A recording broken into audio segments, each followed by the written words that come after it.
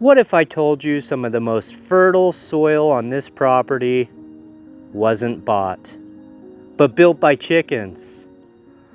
Some of the most vigorous fruit trees and nursery plants on this property owe their success to a secret weapon hiding right under our feet. Today, I'm going to show you the secret behind over 200 fruit trees and countless other shrubs and support species, hundreds of nursery plants, and some of the healthiest soil on this property. And the best part? You don't even need chickens to do it. Hey, I'm Josh with Desert Gardens Homestead. Welcome back. When you grow over 200 fruit trees on 2 acres, a plant nursery, and countless pots, one of the biggest challenges you'll face is fertility. I could buy fertilizer endlessly for a small fortune, or I could build soil that feeds itself. Over the years, I've noticed that some of my best performing fruit trees have one thing in common. They were planted in old chicken runs. And later in this video, I'll show you those trees. But first, let me show you how I go about harvesting this incredibly valuable resource. And honestly, if I had to choose between commercial fertilizer and this homegrown compost, I would choose the compost every day of the week. Before harvesting, I pull back the mulch and lightly wet the surface. This helps keep dust down and makes the compost easier to work with. Years of chicken manure, bedding, food scraps, and microbial activity have transformed this into something incredibly valuable. This isn't waste, it's biology. Now I simply break it apart and sift it into a fine compost.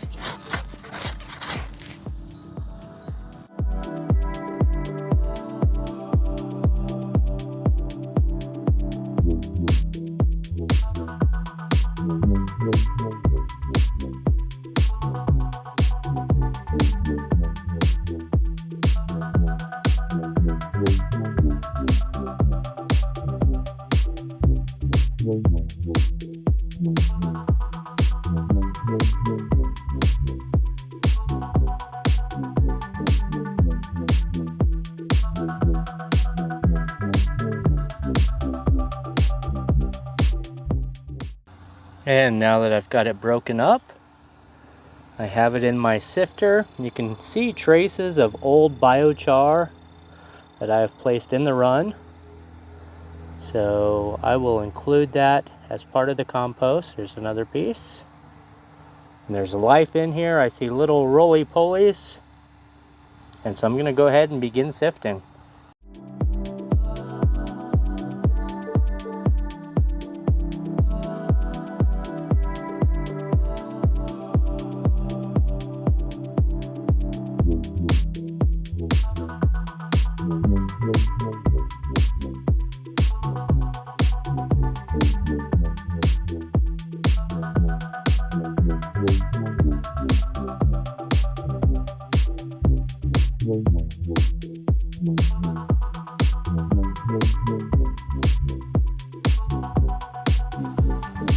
Look at this texture.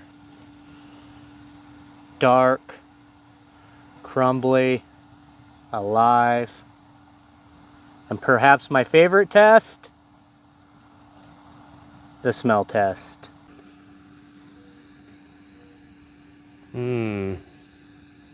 Good compost should smell earthy, kind of like a forest floor after a rain.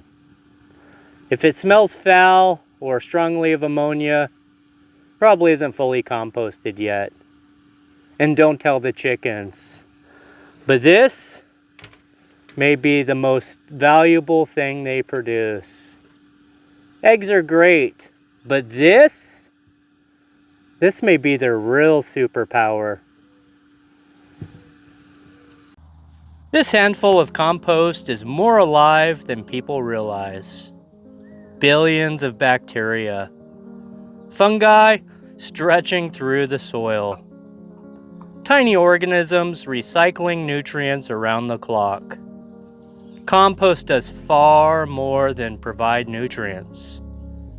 It improves water retention, builds soil structure, feeds microbes, and helps create resilient ecosystems underground. You're not just fertilizing plants, you're building an ecosystem. I also add activated biochar.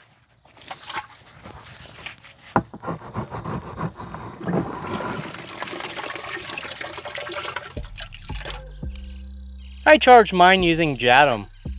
Think of raw biochar like an empty sponge, or an apartment complex with nobody living in it. Charging it with biology and nutrients allows it to become a long-term home for microbes. Compost feeds the microbes. Biochar gives them a place to live. And unlike many fertilizers that disappear over time, biochar can last hundreds or even thousands of years. This is the basic recipe I use for many of my pots and plantings. About 70% store-bought soil, 20 to 25% compost, and roughly 10% activated biochar. That's it. Simple, effective, and scalable. Now, if you have enough compost and biochar, you can absolutely grow directly into those materials. They're phenomenal. But on a 2-acre food forest with over 200 fruit trees and countless shrubs, support species, and ornamentals, not to mention a nursery and countless pots, I'd quickly deplete my resources if I used them straight. By blending them into potting soil or gardening soil, I can spread that biology and fertility much further.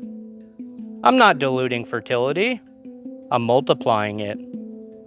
A little biology goes a very long way. And considering what quality compost and soil amendments cost these days, this approach likely saves hundreds, if not thousands, of dollars over time. Now, I realize that not everyone has chickens or goats, but the good news is the real secret's not in the manure. It's in the compost. You can use homemade compost, leaf mold, or even a good quality store-bought compost. Any good compost is better than no compost. The goal is simple: to feed the soil food web. And in return, the soil feeds your trees and plants.